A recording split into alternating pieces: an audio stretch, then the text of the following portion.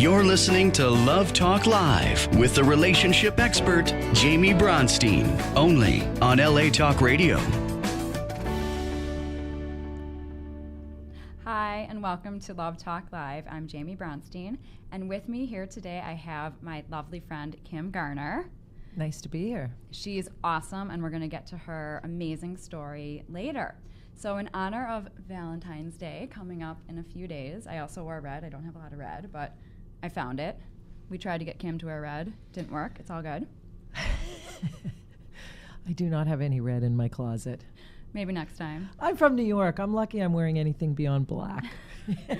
And we're lucky she's here. You're here. You're wearing green. Green is a beautiful color. So, and green actually is our heart chakra. So it's there you go. It's perfect. So today I thought we'd have a little fun and go over some questions that people have written in about in honor of Valentine's Day. We'll just kind of get into some love advice. So my first question is from Christine in Houston, and she has a situation with her boyfriend where she feels like she has a request and he's just not listening to her. He says he's going to do it, but he doesn't, and it has to do with her dog. They walk the dog, and she says, please, when there are other dogs around, you need to pull the leash in so that the dog doesn't go crazy. And he says, okay, I'm going to do it, and he doesn't do it. So she's dealing with feeling really frustrated. So I would say, Christine, the first thing is that, unfortunately, we can't control other people. As much as we would all like to, we just can't control other people. But we can also look inside and say, okay, well, I do know that our outside experiences are a reflection of our inner reality, so he's not listening to me, so what does that mean? Maybe I'm not listening to myself. Meaning that if this happened to you and you were not triggered by it, it would not be an issue, but it's saying to yourself, maybe there's an unresolved issue going on that maybe you're not listening to yourself. About anything. Maybe it's, there's something, you have a truth inside that you're not revealing, you need to make a decision and you're not kind of going with what you think you should go with. So I would say just maybe start listening to yourself more, and then if someone, whether it's him or anybody else, you feel like they're not listening to you, then in the future it won't bother you anymore. I know that was kind of a deep answer, but that's the answer that comes from me. So listen to yourself. And also just know, at the end of the day, we cannot control anybody else. What do you think about that, Kim? Mine will be a little bit lighter, maybe. I know this situation with my partner, Mark. When he doesn't listen to me, generally he has a different opinion as to what to do, and he will appease me by saying, sure, no problem, and then he won't do it. And it's really because it's not so much he's ignoring me purposely. It's more like he may not agree with what I am telling him. So I would just say to that, the best thing to do is actually sit down in a non-confrontational way and really just have a conversation about really what's going on, and maybe just asking, like, if you're not doing it, is it because you really think that that's not the way that we should be doing this with the dog? And like, how could we look at the situation different and just see if there's something under that? And I always say to people that they might not necessarily understand each other's point, but at least if they validate each other's point. Like she was saying that he feels like she's being condescending and treating him like she's the mom. And she's saying, A, I don't want to be your mom. Like, that's a little unattractive. And B, that's not my intention. So he has his own insecurities about feeling that she's trying to control him, and it gets very and people confusing. don't like to be controlled by the other people. As you were saying, it's not for us to control anyone else. We can only control how we feel and how we deal with the situation. We can't be, controlling what other people think. So, for me, it's always about how can you be honest in a really calm way and go, okay, you're not listening to me, so what's really going on here, and can we talk about it? And see what comes up. And, he may very well say, I don't think what you're saying we should be doing is the right thing. So then your choice is like, do you listen or do you argue? But trying to force someone to do what you want them to do is not gonna be very helpful. It never works. Or get you very far. And the bottom line is, whether it's this or anything else, or in this situation, it's not about the dog. It's not about this situation. There are underlying issues going on. So I would say, and also in the most lighthearted, fun, humor way, just say, you know what, let's talk about this.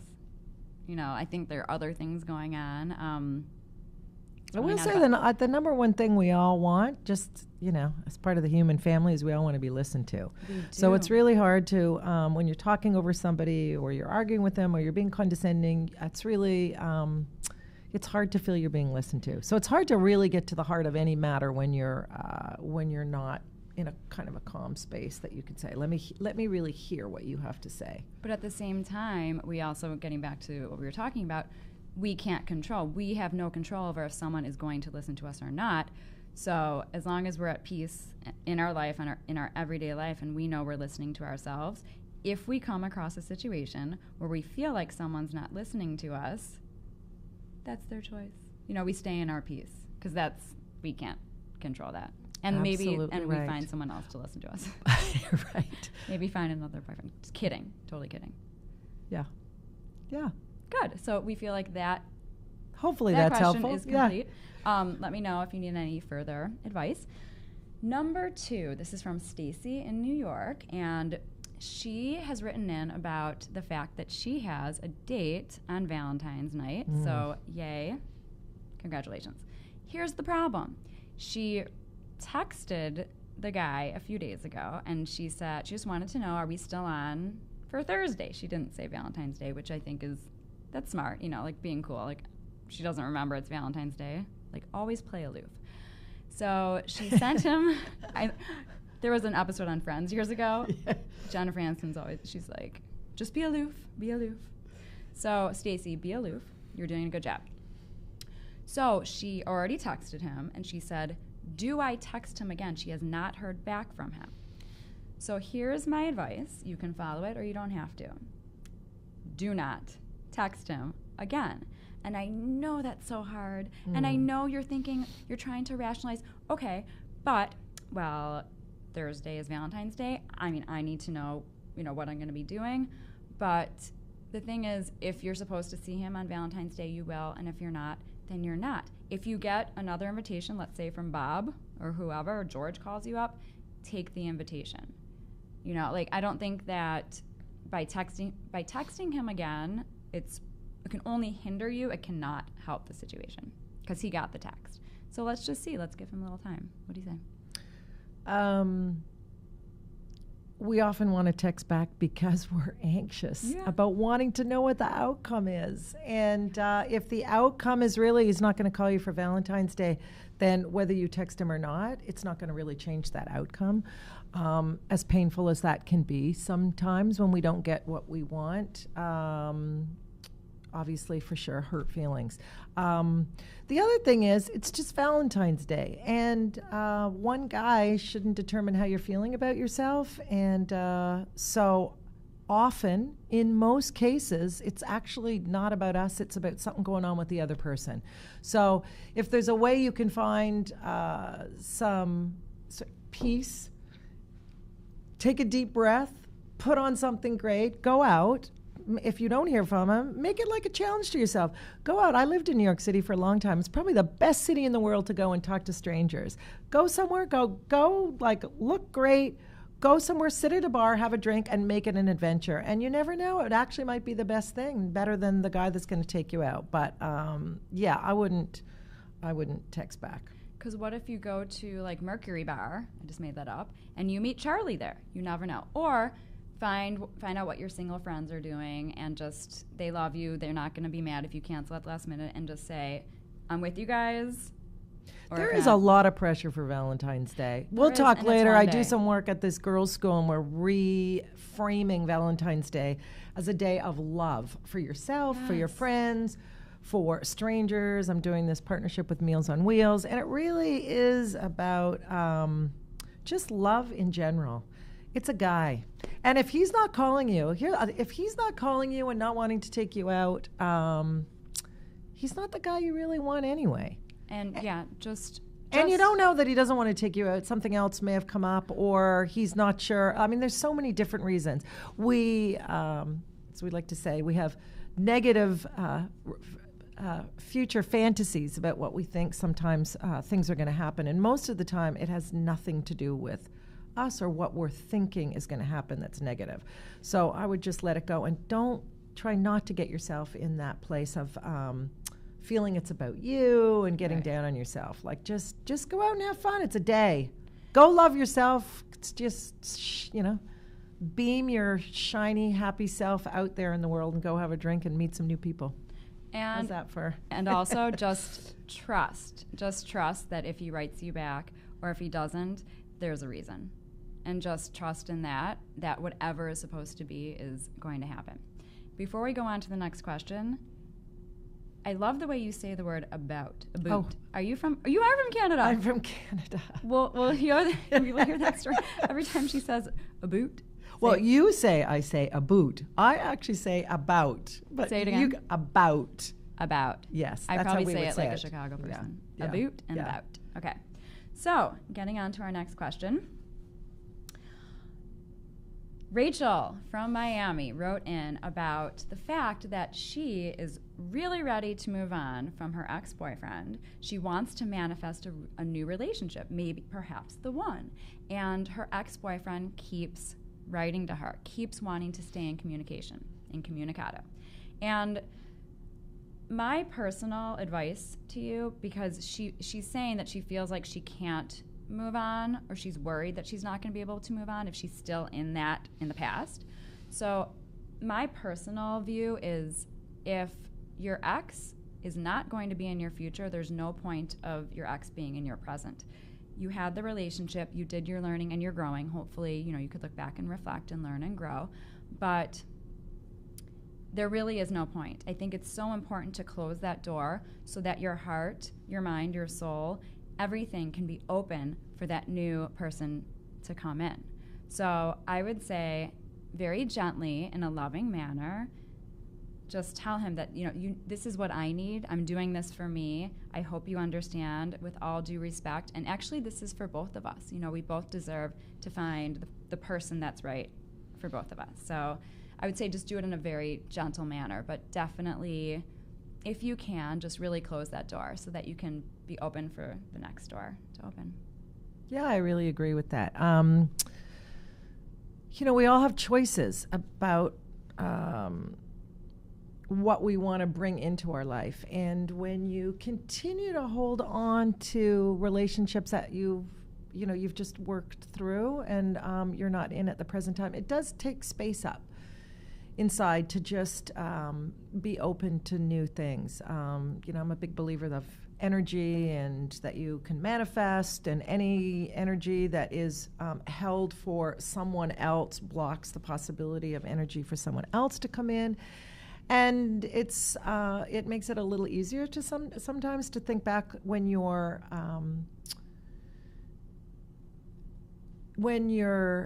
not feeling great, when you're single and you're still looking, to look back and go, I've got him, I'm just going to talk to him because we're still in this relationship. I just don't think that stuff's healthy. I think with you, move on.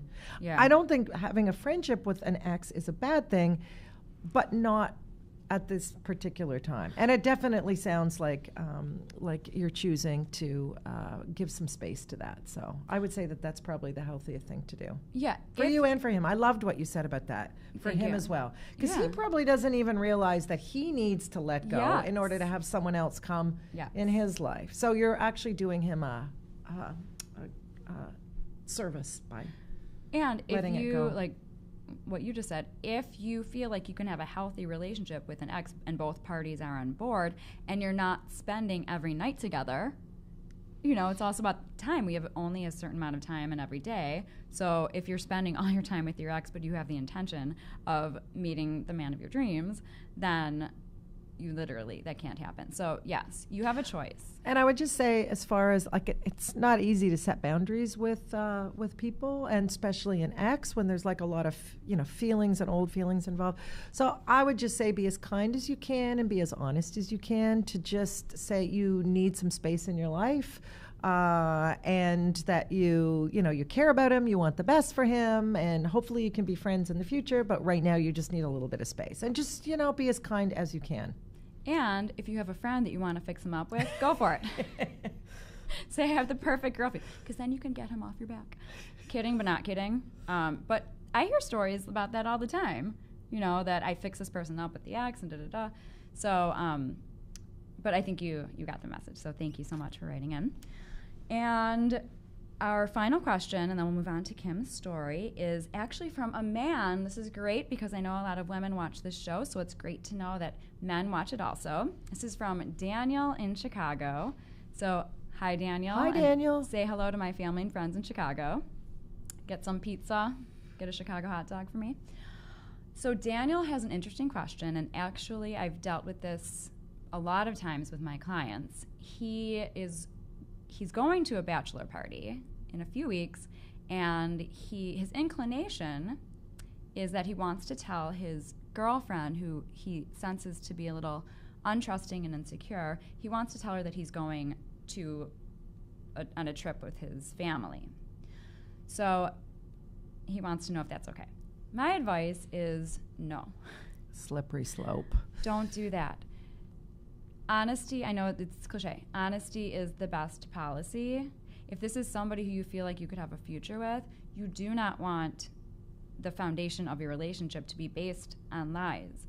And once you start lying and then the lies, it takes too much energy to keep up. So if this is a situation where you feel like she is insecure and she's not trusting, just bless her soul. That is what she needs to work on, and I hope that she does. But if you can empower yourself to say, you know what, I'm a man, men go to bachelor parties, this is something we do, and you say it in a beautiful, sweet way, and just say, do you think you can trust me? And just have a real, honest conversation. But don't tell her that you're going to Venezuela with your family, or whatever you were going to tell her. Please don't. And I think whether I just think you want to stand up in yourself and be the best person you can be, and lying to anybody's girlfriend is just not, it's just not going to feel good to you inside. I would sort of ask the question, why, what's going on that your girlfriend is uncomfortable with you going to that party, and maybe starting with that conversation there. So, I mean, I don't know what your relationship is. Some women are not, don't feel that great about what could go on at a bachelor party, but I think if it's a relationship you really care about and she cares about you, again, it's all that communication and honesty, and, is there stuff that you guys can work on together around that? Because I'm sure that if it goes beyond just the bachelor party. Yeah, and maybe, a lot of times girls or guys go into a relationship with their conditioned stories from the past, and so they don't even give that new person a chance to show them, I am a trustworthy person. That other person comes in with a wall, I'm just not going to trust you, and then it's just kind of a disaster. So I would say if you believe you're a trustworthy person, you've given her no reason to not trust you, then really have an honest conversation about, do you think that you can trust me eventually? Maybe not. I mean, life is full of all these situations, and it's really how we learn and we grow. And so it's actually a really great opportunity to sit down and ask her what's, what makes her uncomfortable and what's sort of scaring her inside about the worry or the concern about that. Because, and you could really learn something, and I suspect you could even get in a much deeper, loving conversation around what else is going on. That you, as the guy, wants to, help make her feel better in a great way, and she has a chance to sort of open up and say, I've had this experience in the past, or whatever it is, and then she gets to share that. So definitely not lying. Definitely not lying. I love that you just said that this is an opportunity. So if Great you look at this opportunity. in a positive manner, this is an opportunity for an honest conversation. Also, just in general, just what's coming to me is that whenever we have fear about anything, so we're talking about this girl, a lot of times the fear becomes a self-fulfilling prophecy. So I always tell my clients, the more fearful you are of something that's going to happen in a relationship, let's say you're not going to trust that person, and the more that they know that you have that fear, somehow then if you're worried that somebody's going to cheat on you, there's a good chance that they might, because you're so fearful and you're bringing it up all the time that the person says, I might as well if they're going to think I'm going to. Not that they do it on purpose, but I see this all the time. So my advice is just try to extinguish that fear and work on why you have that fear. And then you can go into relationships trusting yourself and trusting the other person. And then if that relationship is supposed to blossom naturally and actually be this soul-connected, you're supposed to be together relationship, then it will. There won't be anything that's hindering it. Yeah, and relationships are all about communication between two people and really getting to know each other. And we all have stories. Not one of us walking on this earth is getting away without any stories that get in our way. So who knows what those are or how deep they are, and then they manifest in, everyday kind of situations. So I actually think it's a really great opportunity. If this is, whether it's a long-term relationship or not, it's excellent practice for you to just be in your integrity and being a really caring guy, asking what's going on and see if there's a way that you can stand forward and just make her feel a little better about it. And again, you can only do the best you can, and however the conversation turns out, it's really actually interesting information for you to just know how that's going to go in the future. So and good luck. Don't lie. At the end of the day, if you feel like she's really stuck there, then that will be a decision you need to make, because I don't recommend anybody being in a forever relationship with lack of trust. I think that's one of the most important things. So we're sending you light and love, and whatever's for the highest good will happen. So let's move on to Miss Kimberly Garner. So before I ask you my questions, why don't you tell us, she has an amazing story, and there's a big shift that happens in her story that I think everybody will be very interested in. So can you tell us? Well, I did grow up in Toronto, Canada. Toronto, as we say. We don't pronounce that T. In Toronto, Canada. Had a really interesting career. I got my BA in economics way back in the day when I thought I should be a business, banking person, encouraged by my parents. Was always super creative and wanted to get into something more that really sort of tapped into that creativity. So went from fashion into music and worked for a record label up in Canada, and then a manager, and we managed Rush and Van Halen. And then in 1996, I moved to New York City. I had a chance to start a label with Doug Morris, who is a legend in the industry.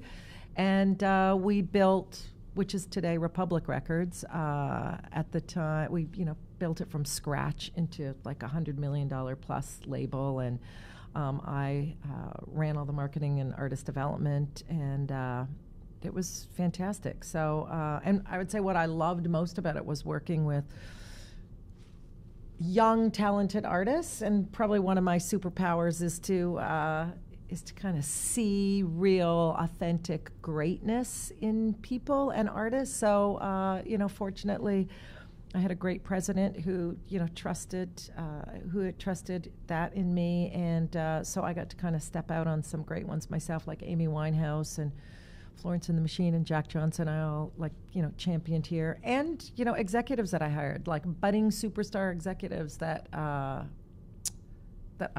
just saw something really special in, and got to kind of help them, foster them to grow. It seems like you were using a mixture of your intuition and your just experience, basically, but really your intuition. Yeah, and I think I am really attuned myself to my own. You trust yourself. Yeah, like that inner joy that I get when I'm really aligned with who I am and what I'm doing. And when you're dealing, like in any art, art really. We respond to art because who's ever creating it, or a musician, is being so honest, or the best artists are being so honest about what they want to say. And they're not doing it, I want to be loved, I hope I sell a lot of tickets. Yeah. It's like they have something to say. It comes from their heart. They say it in all their vulnerability, and then we recognize that. And it kind of makes us feel and like we're inspired that we can be the same, like we can step up in our own greatness. So I would say that was, a big part of what I loved about what I did. I had a chance, I guess it was at the end of 2012. I was starting to get a bit restless because I was starting to actually, as I was doing, I was starting to feel like, what am I really great at? And what do I really want to be doing? I've been doing it for a really long time. And it was showing up for me in a couple ways.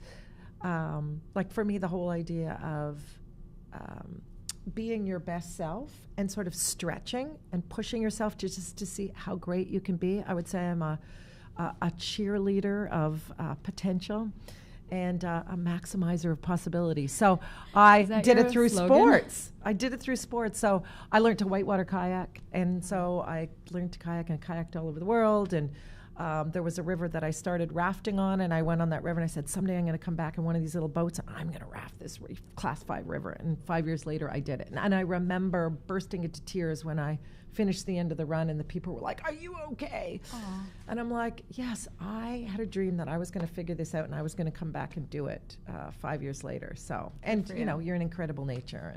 And then I decided I was going to huck myself up all the Tour de France mountains just so that I could prove that I could do it, albeit much slower than the pros do. So it always kind of manifested for me through physical sports. But, I'd been doing this job for a really long time and started to get a little, honestly, a little annoyed sometimes with the self-centeredness of some of the artists or the managers. And I had an opportunity to leave the label at the end of 2012. And so I took this gift that I got from the label to leave and kind of decided I wanted to pursue my own, see where, what was my... what was out there for you? What was out there for me and what was going to make me shine my brightest, like what was next. And it was interesting because, like many of us women, I hate being vulnerable. And it was actually a quite vulnerable time because I'd given up this really big job, albeit a nice little bank account to go with it, but I'd given up this big job. And so you have to go like, well, who am I if I'm not like Miss Uber, New York record exec? And a friend of mine in San Francisco said to me, I'm going to give you some great advice. I'm like, what's that? And he said, if you don't have a reason to say no, say yes. He says, as long as you're safe. But he goes, you're coming into this time where you really don't know what you're going to do. So really trust your heart. But if you don't have a reason to say no, say yes. I thought that is really interesting. So I sort of went off on that. I really like that. Yeah. I want everybody to write that down. Maybe get a tattoo on it, whatever. I really put that on your wall. I really like that because you can apply that to anything in life. So I was skiing. This is 3 months later, I guess. I was skiing in Aspen, and I went to rent some skis, and there was this really cute guy that had, was giving me skis, and my knees kind of buckled, and I'm not a good flirt. Didn't really learn that part from my mom. And was with a much younger friend of mine, and she's like, you're terrible at that. Get back in there and tell him you hate your skis, and you get new skis. Anyway, this happened 3 times, and finally it was just like I gave him my phone number. I had no idea who he was, married. I didn't know anything other than something kind of really attracted me to him. And I used that. If you don't have a reason to say, just say yes. And I thought, I'll just do it. If it's meant to be, it'll meant to be. And so he called me a couple of days later, and the reason he was in the shop is his best friend runs the whole shop. He was taking time out, had just got divorced from Michigan. His son would come and visit, and if he worked in the ski shop for half a day a week, the ski company would give him a season pass, and he would have all rentals and all that to take care of his son. So that was, he's like, and that happened to be when I met him. And then he invited me on this trip that he got invited to on this cruise, South France. So in that, if I don't have a reason to say no, say yes. And I thought, how bad could it be? I feel safe with them. South France. I'm going to go. And we spent a week together. And anyway, fast forward, I knew him 14 days. I'd spent 14 days with him. And then he was going to move back to Michigan. And I said, if you don't move to Michigan, I'll move to Aspen for the summer, and we'll see how it goes. So we got an apartment together. I moved to Aspen. I'm like this like uber business chick from New York, and I had a car, and I had my kayak on my roof and my bike, and I had whatever I could fit in my SUV, and I'm outside my apartment, and I'm like putting in my GPS, Aspen, Colorado, like such a girl. I love it. Okay, I got to figure out how to get there now. And I drove to Aspen, and we got this apartment, and I thought, like, I am really now going to spend time and see how I do at relationships. Because I wasn't very good in New York. It was very hard for me. Like, you were out all the time, so much stimulation, took so much for me to do that job that I just didn't really have the bandwidth for a guy. So 7 years later, here we are. So what do you think it was that happened in your life that you manifested this relationship? Because you didn't really give us a background in Dating. what was before him. I didn't really have a lot of room to date. I mean, it was an incredible job, big job. It certainly wasn't 9 to 5. As my president always used to like to joke around that it's a lifestyle, not a career. So it was full on. And there's a part of me that needs to just kind of go home and be quiet, and I need a little bit of my own space. So I didn't really have the room. As much as I said, I want to find a guy, I didn't really have the bandwidth to do it all. So it really wasn't until I left all of the hoopla of New York City and said, what do I want? Like, what could make me happy? What in this new journey could I be doing? And then all of a sudden there he showed up. So I really think it was just I had some space to be open, and certainly not having any idea that it was going to work or not work. But it was just like, if you don't have a reason to say no, say yes, and just see how it was going to go. And I did make a decision. If I can be really good at my career, I can be really good at a relationship if I try. And so I thought this will be my little project, my little summer project, to actually see how loving I can be in a relationship and see if it works. So that's and then fast forward, and then I decided, okay, I got to work again. What about we go to LA? And we drove to LA together, put whatever stuff we had in a storage unit, got a hotel room, and we're like, okay, now what? And I started my consulting company and work. One of my main clients is AEG, and I do a whole bunch of other things. So yeah. So it's almost like what we were talking about before. You needed to end that relationship, the job. It wasn't aligned with you, and you really had to close that door in order to open this door that's more aligned with you. And then he showed up. So. And you have to just pay attention to what those, like really what's going on, what's your intuition saying, what's your heart really telling you about what you wanted. It was just like great time in New York. It was like everything I could imagine.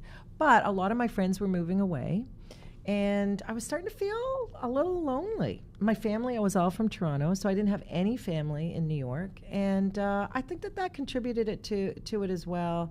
Lots of friends all over, lots of relationships all over.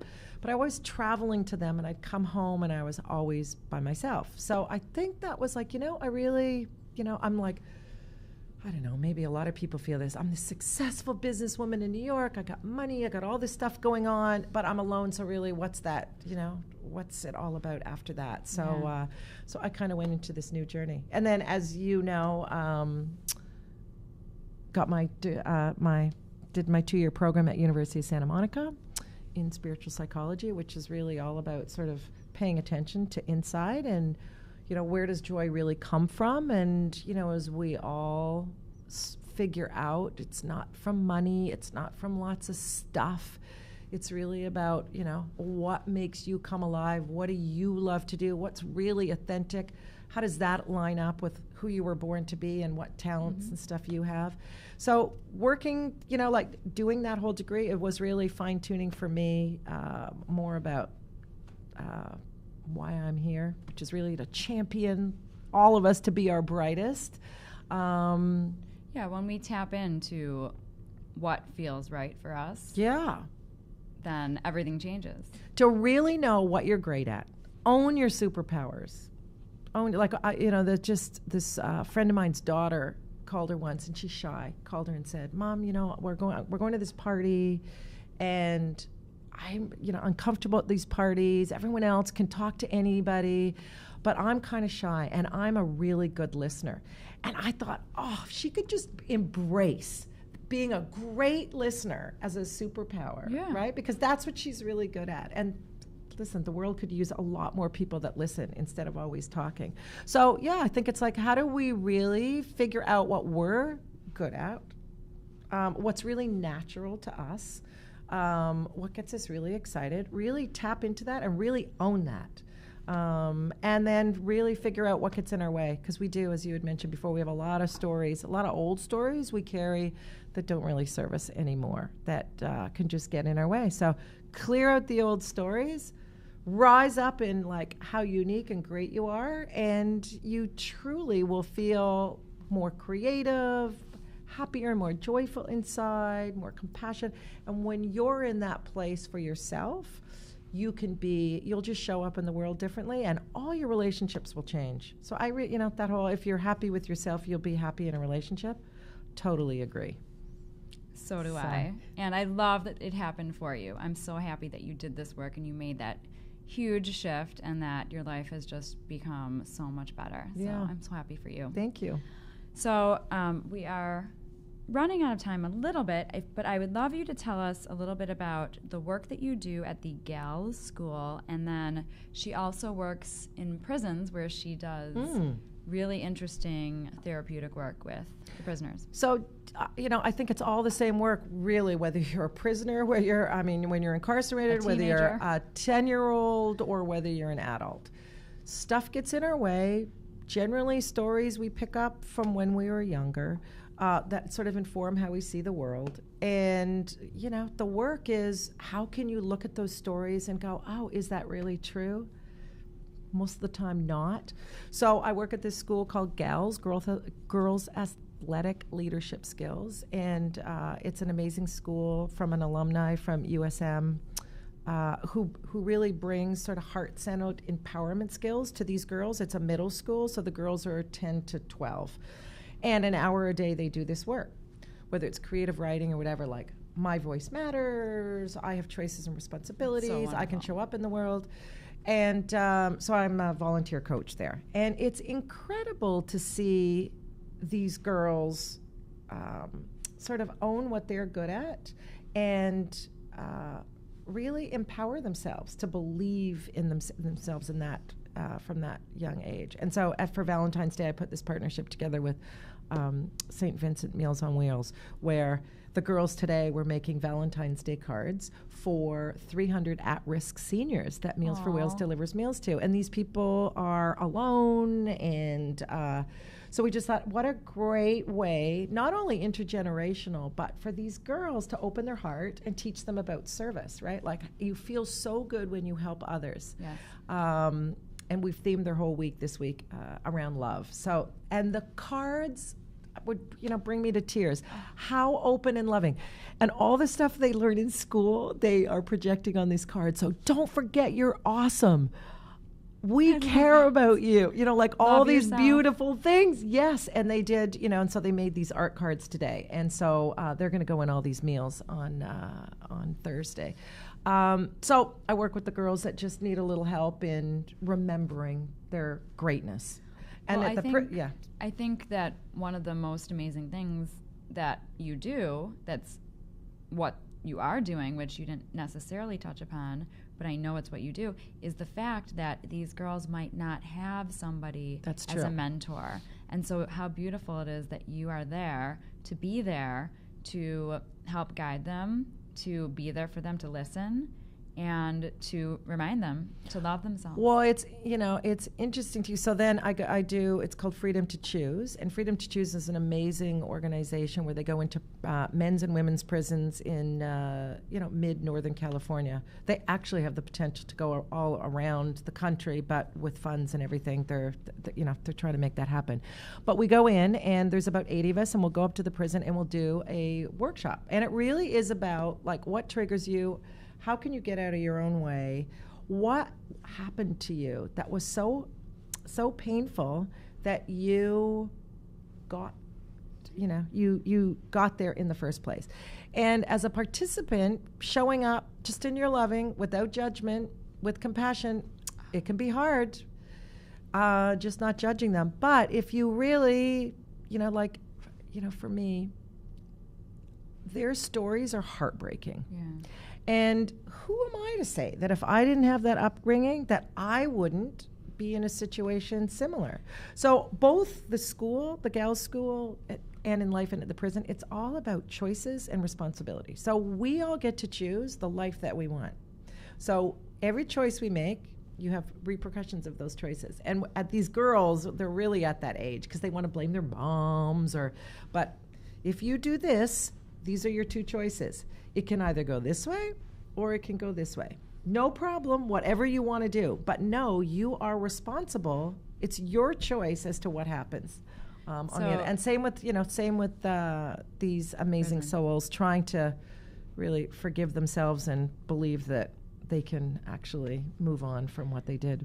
Just to address the girls and maybe some prison mates that made some decisions a long time ago. I remember I had this was in 2004, I had a supervisor who was very seasoned, and I was talking to her about the certain client, and she taught me that your prefrontal cortex is not fully developed until you're 25 years old, and that is in charge of making the right or the wrong decision. So, oh my God, my mind was blown when I heard that because it makes so much sense. Of course, people go throughout their lives at any age and you make mistakes, but it's almost like kids, it's almost like they can't help it sometimes because the brain is not fully developed. Yet, at the same time, looking back, any decision as a child, like, oh, I'm not supposed to steal the cookie from the cookie jar, Well, and intuitively, you always know. I'd love to know what you think. So to me, there's a difference between shame and guilt. So guilt is you feel really bad about something that you did. Shame, but doesn't mean that you're a bad person. Right. Shame is, and it never means you're a bad person. You feel you're a bad person. Like you actually believe that what you did is so shameful that you are not a good person. And certainly, all those people that are incarcerated are living in that space where they're saying, I am not even good enough to be worthy to think that I can actually reform. So it's helping them remember that it was just bad choices. Yeah. That under their circumstances that they can take responsibility. We're not saying that they were condoning what they did, but take responsibility for what you did, learn from that. How can you sort of heal that hurt? And same with the girls too. It's like, how do you not feel when you're a young kid, trying to figure out how you're going to show up in the world, not think it's you. And, kids take on a lot of this stuff. So it's letting them remember, you're great and you can learn from all of this. And at the end of the day, we are all beautiful souls. Are. And we all have our own soul's curriculum. We come to this earth. It's kind of all planned out, and we all have different things we have to work on. And if we pay attention and we work on those things, then our life will just be grand and we can live the best lives possible. We have the choice to have that, yes. So we need to wrap up. Kim, can you please tell our viewers how they can find you if they have any questions, if they want to write to you or anything?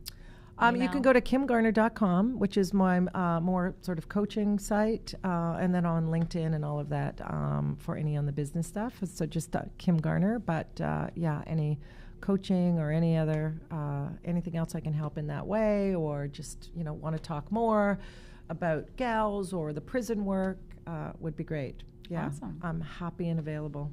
Yeah. And as always, you can find me at therelationshipexpert.com. Or you can email me at Jaime, Jaime, at therelationshipexpert.com. And on my site, all my links are there. I relaunched my site. I'm doing live chat. So live chat is up, so feel free to live chat me up. And please continue to send in any questions you have. This was really fun that I read some of the questions that came in and we answered them. So feel free to do that. And I hope all of you have a wonderful Valentine's Day. Thank you for joining me today. Thank you. And remember, love is in here. Show up in here for you, and then it just spreads out to the world. So happy Valentine's Day, everybody. I love it. Happy Valentine's Day.